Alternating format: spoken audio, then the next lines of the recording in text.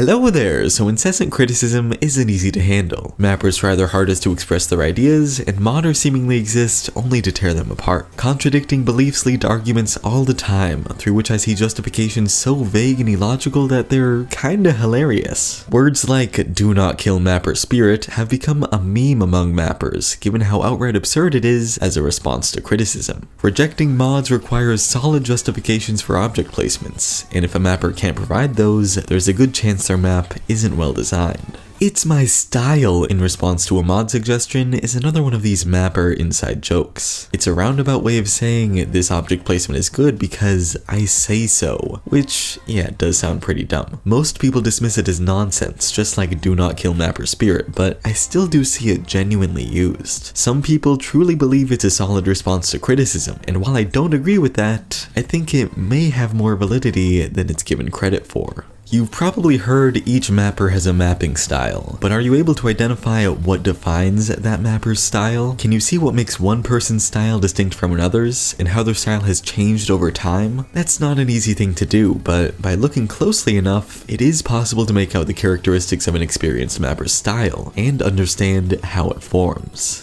To show exactly what I mean, let's talk about Deets. You all know him by now. He's just an average mapper who conveniently writes forum posts which directly relate to what I talk about in videos. 3 months ago, Deets replied to one of my mods saying, "It's my style," in response to each suggestion. I've already said that's a pointless response, but instead of just dismissing it, let's try to find out what he actually meant. What is Deets' mapping style? Deets started mapping 3 years ago in a way similar to most other mappers, without any ambition or goals in mind. Usually this means creating terrible maps then giving up after a few minutes, but in his case, it was a bit different. Honestly, his first maps couldn't even be classified as maps. Their only purpose was to crash the game because he and his friends found it to be funny. However, even something as pointless as this might have benefited Deets as a mapper. In summer 2014, with even more spare time available, he attempted to map seriously for once. This map, Tower of Heaven, was the first Deets attempted to rank, and without a doubt, it's bad. It's a mess of objects which vaguely follow the music while ignoring vital aspects of what makes a map,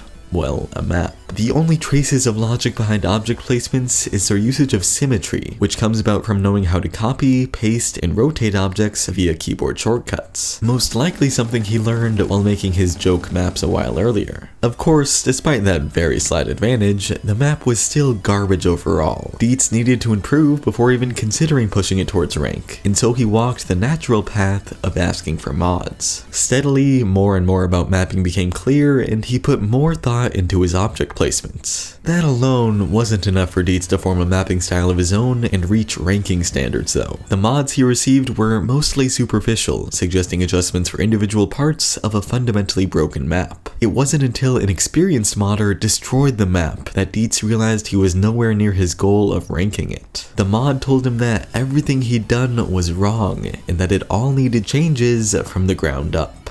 Demotivational, for sure. This mod essentially led Deets to quit mapping out of what I can only assume to be frustration and dissatisfaction with his own mapping abilities. This happens to almost all mappers early on, at which point nearly all of them give up. It feels like there's no possible way to please a snobby elitist like myself, who promote some obscure, unreachable standard of quality. Deets, however, wasn't one of those quitters. After a short period, he returned and tried his hand at mapping again, with a bit more preparation this time. He'd been playing the game a fair amount, which can be helpful in its own way. After someone starts to map, they don't play Ozu the same way ever again. Mapping trains someone to analyze object placements, and so by playing more, Deets understood more about how different mappers created their maps. This knowledge easily transforms to inspiration, and one mapper who he gradually grew fondness towards was Frostmourne. Frostmourne is most famous for being average. It sounds bad, but I really don't mean it to be. He's great at making simple and straightforward maps, which may not be innovative, but are at least entertaining to a good portion of players. He's been active for a while and has gotten his name out there as one of the most famous mappers. That's just the surface of his mapping, but I think that's what Deets could recognize with his minimal mapping experience at the time.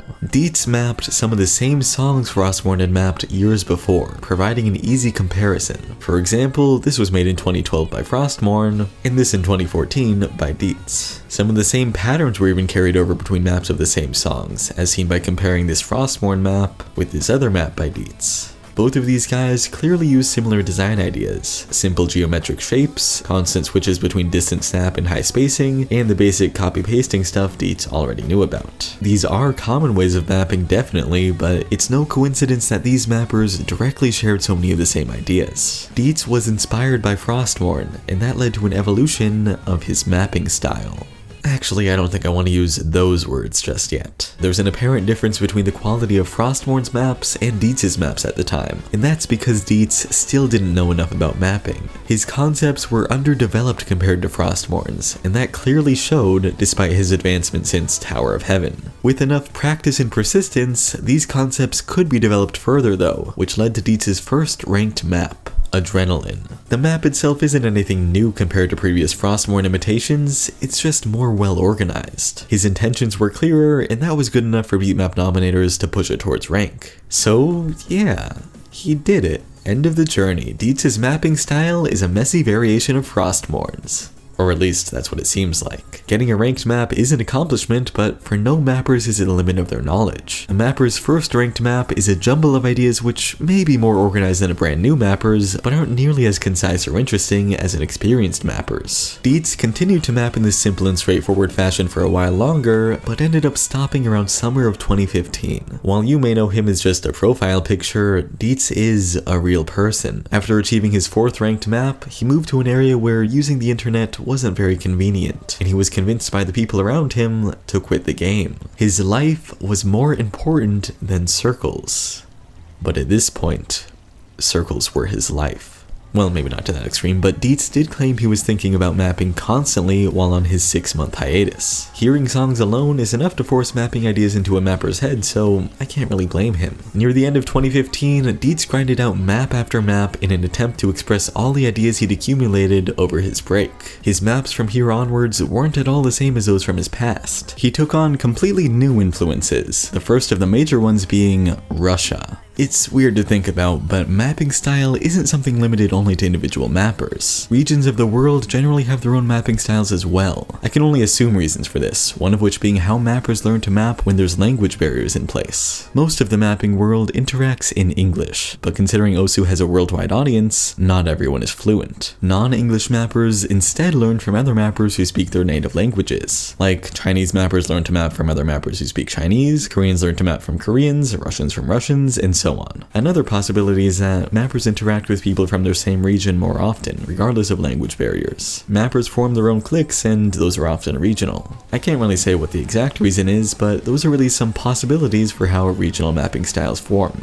That being said, Deets doesn't speak Russian, and he's not Russian either, but he still did take influence from Russia's mappers, like Evil Elvis, Vast Space, and Ragey RJ, all of whose styles trace back to older Russian mappers like La Cataline. To broadly describe it, a Russian mapping style focuses a lot on movement irregular compared to conventional circular flow. Slider leniency abuse through a few techniques is their main way of doing this, especially by moving players in directions opposite of where they'd intuitively want to move. This also ties into visual design, since influencing movement through slider bodies requires specific slider shapes and specific visual relationships to go along with them. Each mapper I listed has their own ways of handling this, but for the sake of generalizing a whole region's worth of mappers, those standout concepts are as in detail as I can really get. Conveniently, those are also the primary things Deets carried over from Russian mapping at the time. He, like the 4 names I've mentioned, has his own unique yet similar way of handling this, which was further developed later by a mapper named Kazum Miko.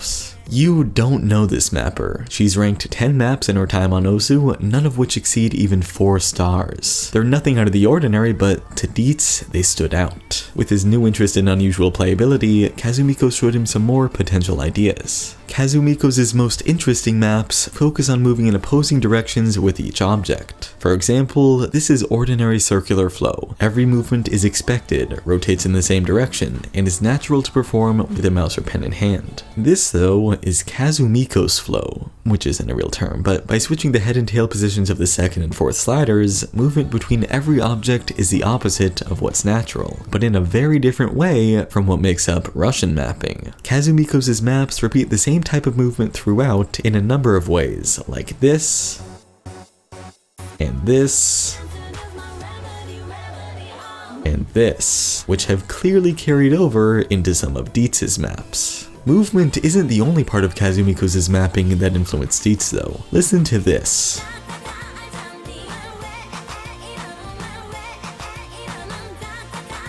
This rhythm repeats itself quite a few times in the song, and through mapping, Kazum Miko takes advantage of a player's expectations. Near the beginning, this rhythm is expressed with fairly simple design. It's easy to read because it's got filler rhythm and is laid out in a very straightforward way, but it also exists to introduce players to clicking this exact rhythm. Then, as the map progresses, it focuses on playing this with circles and large timeline gaps, as opposed to only sliders. It's a bit harder to read, but still pretty simple because of how it's laid out. Close to the end when this rhythm occurs, it's mapped like this. Without context, it's pretty confusing, but given a player understands the rhythm already after repeating it so many times, they know when to click according to the song still. This isn't an idea unique to Kazum Miko's, but Deets found it interesting in this exact way, and has used it in his own maps. For example, listen to this. This rhythm is mapped in an easily readable way, and by playing it so many times, players get accustomed to it easily. Then here, the way it's mapped changes, and along with that, changes its apparent readability. Ordinarily, similar visual spacing between two different rhythms is unreadable, but because a player learns the rhythm beforehand through straightforward and introductory mapping, it's easy to interpret. Deets' main focus since taking on these new influences has been how his maps are played, and so naturally, controlling that is a major part of how he chooses to map. So, all of that together is what I think makes up Deets' modern way of mapping. Not just playability or Kazum Miko's, but everything up through that point influenced him. Russian mappers, Frostmourne, all the mappers who he's talked to, all the beatmap nominators, all the maps he's played in his lifetime, all the mods he's received, and to even some degree, his silly joke maps. Even if it's just partially, all his influences and experiences can be seen through his maps in some way. And so I'd say that an accumulation of the ideas he's experienced and how he presents that is ultimately what makes up his mapping style. Well, alright, looking back at his mod reply then, what does Deets mean when he says, "it's my style"? He's saying my mod suggestion would go against his intended way of organizing objects, a way that's grown more and more organized over 3 years of mapping. He's saying there is logical reasoning behind not adhering to the suggestion, which, yeah, okay. After looking into it, I think I can understand the reasons why. But that doesn't make it a valid response to a mod though. Not everyone understands a mapper's intentions, and so a mapper needs to explain their reasoning. If a mapper can't explain their logic, then their style might not be fully developed yet. Indirectly, that also means new mappers don't quite have a mapping style at all. An individual's mapping style is something that takes years to manifest, and without actively observing and applying ideas over that time, there's no way someone can practically have their own mapping style. The most experienced mappers have styles which can be identified on site, while new mappers all end up with different variations of the same mess.